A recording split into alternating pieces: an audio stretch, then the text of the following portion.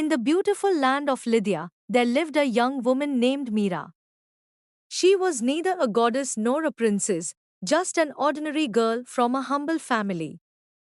But she had an extraordinary gift. Her weaving skills were unmatched. From childhood, she loved threads, colors, and patterns. Whenever she touched the loom, it felt as if magic flowed through her hands. As Mira grew older, her talent became famous in every nearby village. People said no one in the world could weave like her. The cloth she created looked alive. Birds seemed ready to fly out of it, flowers looked fresh and fragrant, and the faces of people shone with real emotions. Soon, travelers from distant lands began coming just to see Mira at work. They stood silently, amazed at how quickly and beautifully her fingers moved. Some called her blessed, while others said the gods themselves must have taught her. Mira enjoyed all the praise and attention.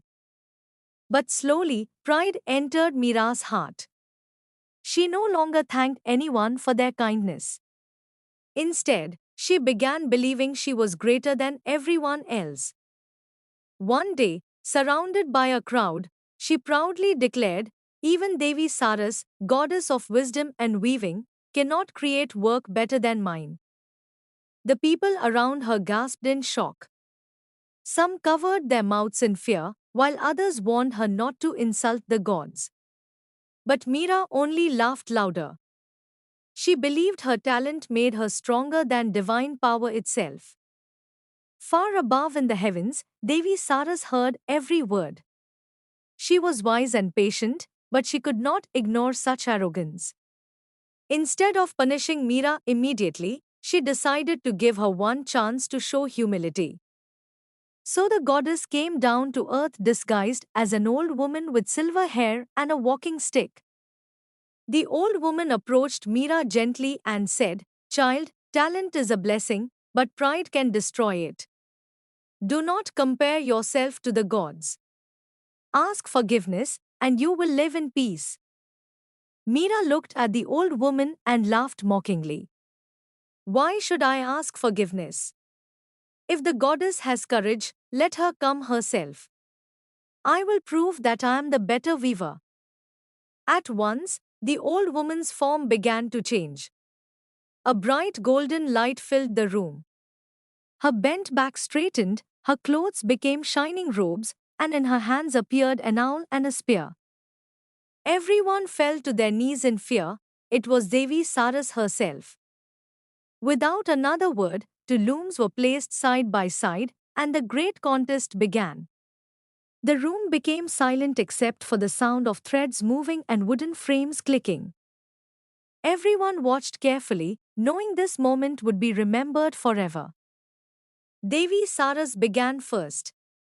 Her hands moved with calm grace. She wove a magnificent picture of the sky palace, where the gods sat in glory. In the center was King Dev, shining with power. Around the edges she added olive branches as symbols of peace, wisdom, and victory. Then Mira began her work. Her fingers moved faster than ever before. But instead of praising the gods, she showed the secrets they wanted hidden.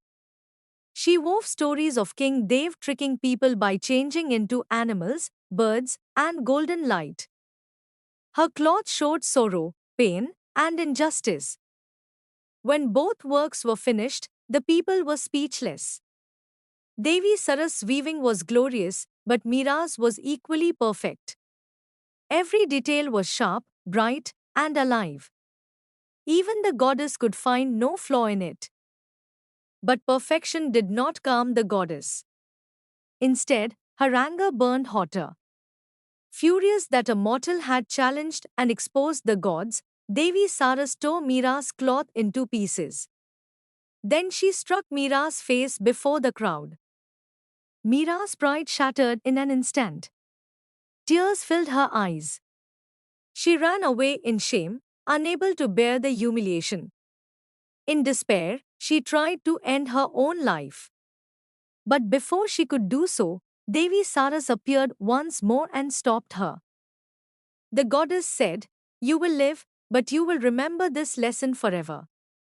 You shall weave always, but never again as a human." Then she touched Mira with divine power. Mira's body began to shrink. Her arms and legs became thin and many. Her human voice faded away. In moments, she transformed into the first spider, hanging by a thread of silk from above. From that day on, spiders continued to spin beautiful webs in every corner of the world. Their webs remind people of Mira, a girl blessed with great skill, but destroyed by arrogance. Her story teaches that talent shines brightest when joined with humility.